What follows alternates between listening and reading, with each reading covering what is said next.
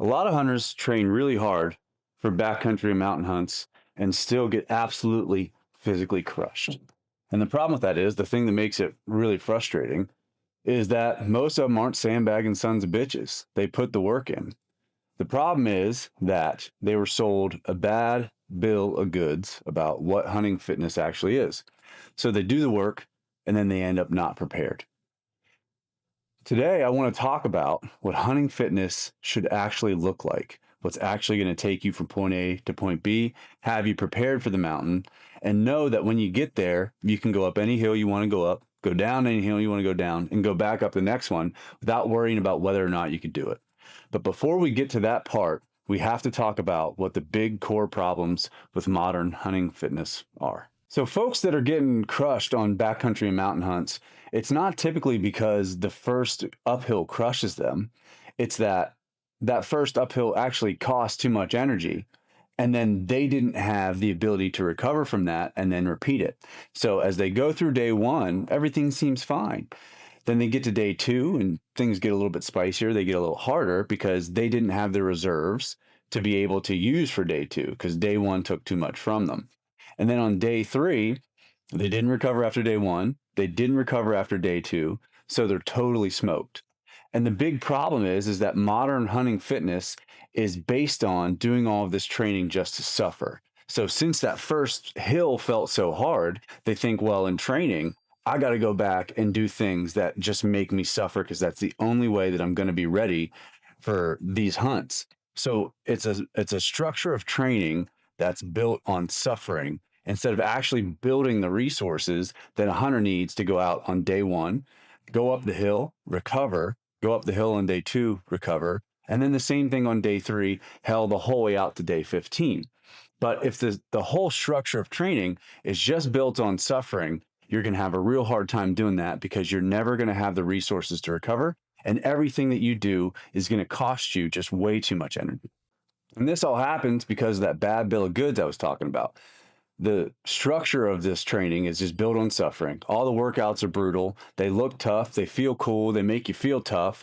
But the reality is none of them have anything to do with how human physiology actually works. And to be honest with you, that pisses me off because it sets people up for failure. And it sets people up for failure because these types of programs, if you want to call them that, this kind of training, it kills consistency because you go out and you do one workout and it absolutely crushes you. And then you can't train again for days and days. And then you go do it again and it crushes you. And a lot of times people just start to feel like, well, I'm just not up to the task of this training. There must be something wrong with me.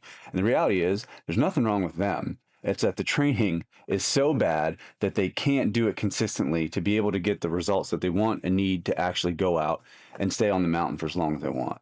So here's the really big problem is most of these people writing programs or training for hunting fitness are focused on workouts and not actually training, right? So they're thinking about, well, how can I make this workout hard? How can I make this look like going uphill? Instead of thinking about, well, how do I layer fitness in a way that it builds the person up without breaking them and takes them down the path to create the resources that they need to go uphill on day one, day two, day three, recover, and keep going.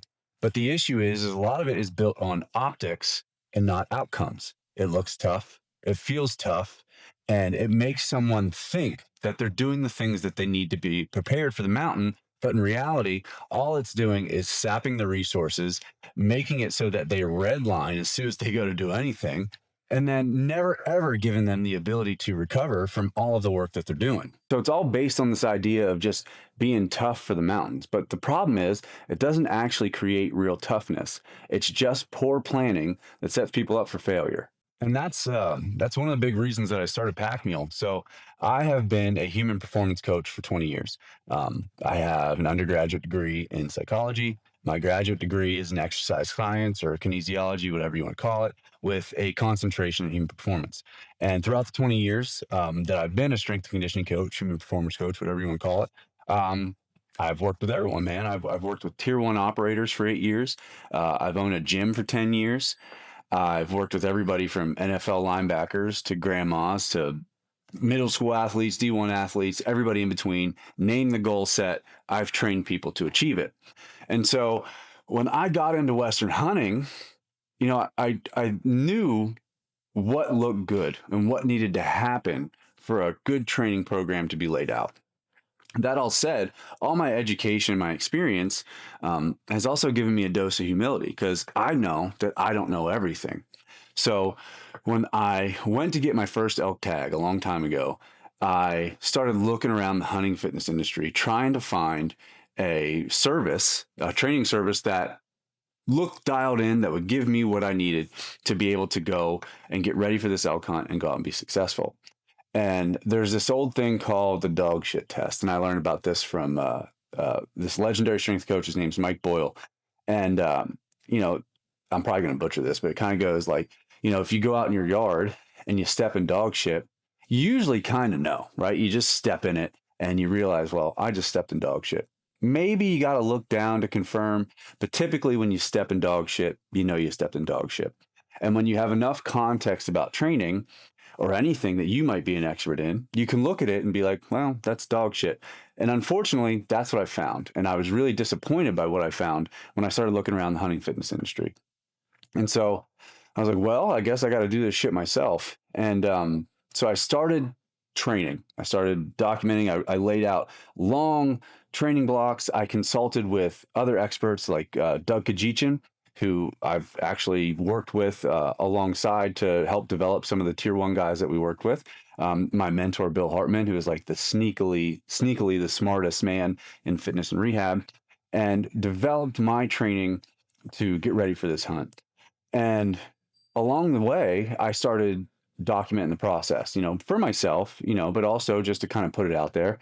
And all these hunters started raising their hand and asking if I was training people. Now, when I set out, I didn't plan on training people. I was just documenting my training. And I saw so many hands go up that I was like, man, it seems like this is a need that guys have, and hunters deserve better than what's out there right now. So that's the origin story of Human Predator Packmule, which has now evolved into Packmule Training Company. So through the process of developing everything that I developed for Packmule Training Company, and the Packmule method, Packmule philosophy, I laid out principles, and everything that we do at Packmule rests on a granite, solid ass bedrock of principles that are based on human physiology, my experience as a coach, my experience as a hunter, and all of the feedback that I've gotten from hunters over the years who have used our training, gone out into the field, been successful, been unsuccessful, whatever it may be, and have made the adjustments to continue progressing our training, but also even solidifying more the principles, the bedrock that we use to guide people through the process of training for the backcountry and developing their hunting fitness.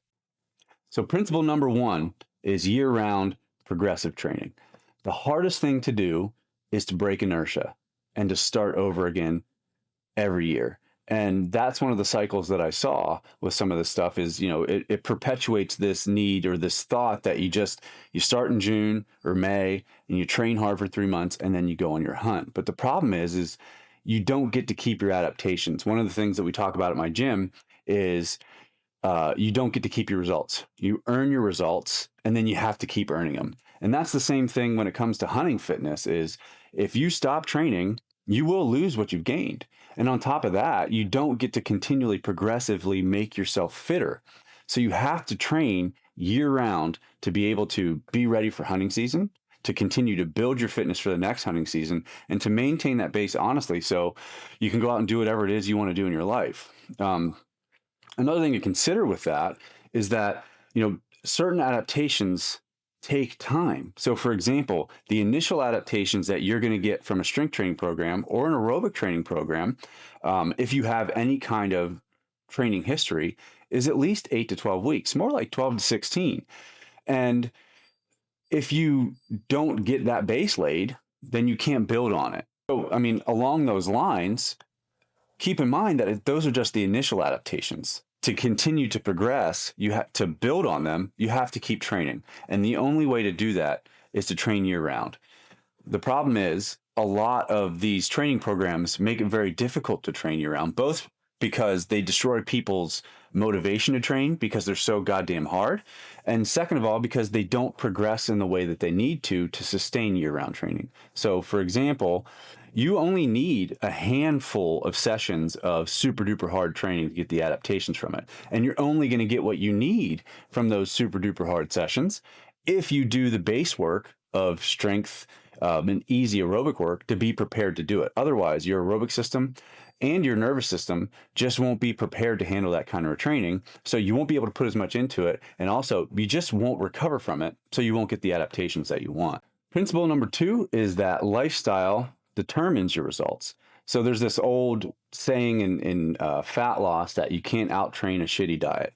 Well, you can't out-train a shitty lifestyle when it comes to performance. If you're not sleeping, if you're not taking care of yourself with your nutrition, if you don't have your hydration in line, and if you're not managing your stress and your mindset, all of that's going to compound and you're just not going to get what you need to out of training because you won't have the resources to be able to recover from training.